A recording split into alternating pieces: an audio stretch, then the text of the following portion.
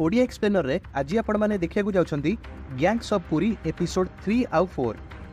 Friends जदि आपण मैंने एपिसोड 1 आउ 2 रो एक्सप्लेनेशन ए जाय देखि नांती ताले ऊपर थिबा आई बटन रे क्लिक करिकि ताहा देखि परिबे। तो चलंतु देरी न करी स्टार्ट करिबा गैंग्स ऑफ पुरी रो एपिसोड 3 रो कहानी। थर्ड एपिसोड स्टार्ट हुए लोकाननांक भाई दाम को देखिकी जार बाहागर संध्या सहित हेबार थाए, किंतु संध्या ताको पसंद करू न थाए कारण से शिवा को भल पाउथाए। सेपटे प्रीवियस एपिसोड रे हमें देखिथिले कि किछि गुंडा माने बाबूजेना ऊपर को अटैक कर देइथिले जोठी शिवा ताको बंचैथिला। तो सही रागरे एबे बाबूजेना सेही गुंडा मानको खोजुथाए। से नीलू ऊपर डाउट करिकि ताको साबाड करिया पई आसिला बेलको नीलू किंतु कहबाकू लागे कि एथिरे तार कौनसी हाथ नाही। बाबूजेना मते जानि पारे कि नीलूर सेते साहस नाही जे से बाबूजेना ऊपर को अटैक करि परिबो बोली। से गला परे नीलू किछि समय भाबिबाकू लागे ओ जानि पारे कि बाबूजेना ऊपर होइतबा अटैक पछरे कहार हाथ अछि बोली। से लोकानना ऊपर डाउट करुथाए। एठी नीलू एक कहानी कहबाकू लागे जोठी 10 वर्ष तले लोकाननार ककेई बाबूजेनार साईरे गोटे झियो को भल पाउथाए। पुआ ब्राह्मण हेला बेलको झियो केउट। किछि दिन परे बाबूजेनार बापा रुद्रजेना को एही दुई जण जाकक विषय जणा पड़े। एबे लोकाननार ककेई ओ नोड़िया साईर से झियोर प्रेम कथा चारिआड व्यापीबाकू लागे। बाबूजेनार बापा रुद्रजेना नोड़िया साई एरियार मुखिया थाए, तेणु तांको साई झियोर इज्जत कथा भाबी लोकाननार ककेई को से उठेई नहीं ता सहित बाहागर करई दिए। किंतु एथिरे लोकानना आउ तांको लोक खुशी नथांदी। एबे गोटे दिन बाबूजेना घरे नथाए। प्लान करिकि तार बापा रुद्रजेना को किछि लोक बाहर को डाकी नियंती ओ हाणी पकांती। आउ एक कथा लोकानना करिछि बोली जेतेबेले बाबूजेना जानिबाकू पाए रागरे से लोकाननार साईरे बसी तार बंधु बांधव को समस्त को पीस पीस करी काटिबाकू लागे। आउ एही घटना परठू बाबूजेना ओ लोकानना भितरे कॉम्प्रोमाइज हो जाइथाए। तो एठी नीलूर कहबार थिला कि बोधे पुराना राग सुझाइया पई लोकानना बाबूजेना ऊपर को अटैक करई थाई पारे। सेपटे हमको शिवार कथा देखा हुए जोठी तार भाई भाउज तो ताको पसंद करू नथांती, किंतु निजे माड़ खाई से बाबूजेना को बंचैथिबा जोगु बाबूजेना तार घर को आसी तार मां को पैसा देकी जाए। से तांकर सुख दुखरे छिड़ा होछि बोली तार परिवार को कहिकी जाय थाए। किंतु एबे गोटे दिन शिवा को जणा पड़े कि से जे जेटीपी चाकरी पई अप्लाई करथिला ताकू आउ से चाकरी मिली परिबो नाही कारण गंडगोल करी तार कैरियर रे गोटे दाग लागि सारि थाए। एमिति गोटे दिन शिवा और संध्या एका संगे फिल्म देखिବାକୁ जाइथांती। तांको पछ सीट रे दामर दीटा चामचा बसी थांती। से माने शिवा और संध्या को एकाठी बसिथिवार देखि लेंती। दामनना सहित संध्यार बाहागर ठीक होई थाए, किंतु शिवा संगरे ताको देखिकी ए दुई जण जाक एक कथा जाई दाम को कहि दियंती। आउ तापरे कोन हुए से दिन राति रे दामननार लोक माने चुप किना जाई शिवा को उठेई आनंदी। शिवा बेहोश होई दामर आड्डारे पड़ी रही थाए, किंतु हठात तार होश आसी जाए और मरामरी हेला बेले से निजको बंचेबाकू जाई दामननार मुंड को गोटे काठ फाड़िया बाड़े दिए।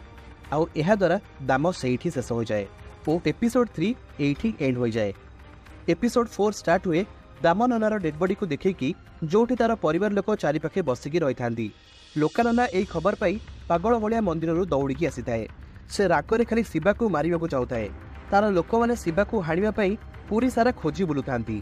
शिवा किंतु तार गोटे सांग घरे लुचिकी रही जाए, किंतु कौनसी प्रकार बाबूजेनार लोकमानक सहायरे से आसी तार घरे पहुंची जाए। शिवा भୟରେ खाली कांदु थाए। बाबूजेना ताको खाइबाकू दिए और बहुत बुझे सुझे कुहे कि तू पुलिस पाखरे सरेंडर कर जा, बाकी ताते ठीक समय रे जेल रु बाहर करबा सेटा मोर दायित्व। शिवा सेया ही करे, पुलिस पाखरे जाई सरेंडर करी जाए। किंतु एक कथा जेतबेले लोकान्ना को जणा पड़े से रागर एकदम जळु थाए। सेपटे सेही बेंगली होटेल मालिक होटेल तैयारी न होई परथुवा जोगु एमएलए को पाखरे बसी डिस्कशन करुथाए। एमएलए पाखरे मत एक खबर पहुंची जाई थाए कि शिवा बोली कि गोटे पिला लोकाननार भाई को मारिकी जेल रे अछि बोली। तो एमएलए भितर भितर बाबूजेना विरुद्ध रे एई फायदा उठाइबा पई प्लान करिबाकू लागे। सेपटे लोकानना घरे दामर एकादश चली थाए। ब्राह्मण भोजनर आयोजन करा जाय थाए। एतिकी बेले एमएलए लोकाननार घरे आसी पहुंची जाए। सबु जिनसर समाधान करिया पई से लोकानना को काली आसी ऑफिस रे देखा करिया पई कहिकी जाय थाए। ता परदिन लोकाना एमएलए को ऑफिस रे पहुंचला बेलको बाबूजेना मध्य सेतिकी बेले आसीकी पहुंची जाए। दुए दुई को मुहामुही होई राग तमतम हेगी चाहि थांती। एमएलए नीलू बाबूजेना और लोकानना को खाइबा पाई डाकी थांती। असल रे खाइबा को डाकिया तो गोटे बहाना थाए, किंतु होटेल विषय रे कथा बाटा मेन कारण होई थाए। एबे समस्त पई खाइबा बड़ा हो जाय थाए, किंतु लोकाना खाइबा को छू न थाए। एमएलए ताको बुझेइबाकू लागे कि जीवन बदल रे केवल जीवन नहीं चलले कोन समाधान हेबो, खाली मुंड गड़ाई चलले किछि भी समाधान बाहरिबो नाही। एबे एमएलए रो कथा न सरणु एतिकी रे बाबूजेना और लोकानना परस्पर को गाली देबा आरंभ कर दियंती। एमिति लागुथाए कि दी जण देखो एठी हणाहणी होई जिवे। लोकानार भाईर मर्डरर को बाबूजेना प्रोटेक्शन देइथिबा जोगु लोकाना बहुत रागी थाए।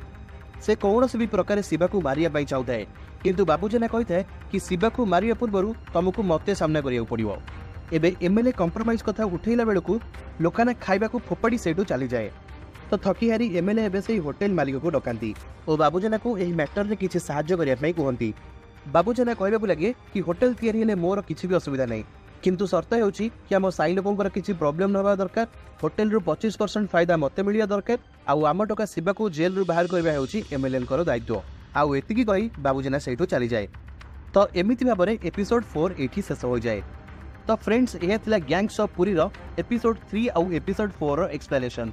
तो फ्रेंड्स यही सीरीज रे आउ मात्र 3टा एपिसोड बाकी रही। तो जदि आपण माने ए वीडियो रे कम से कम 300टा लाइक कर देबे ताहले मु खूब शीघ्र नेक्स्ट 3टी जाक एपिसोड को गोटे वीडियो रे आपण मानक पई एक्सप्लेन कर देबी। तेणु डेरी न करी बहुत मात्रा रे ए वीडियो को शेयर कर दियंतु आउ जीवा पूर्व वीडियो रे लाइक करिकी चैनल को सब्सक्राइब निश्चय कर दियंतु आउ हां बेल आइकन दबाइबाकू जमार भी भूलिबे नहीं। तो मु देखाबी आपण मानक सहित नेक्स्ट वीडियो रे। Till then take care of yourself, take care of each other, bye.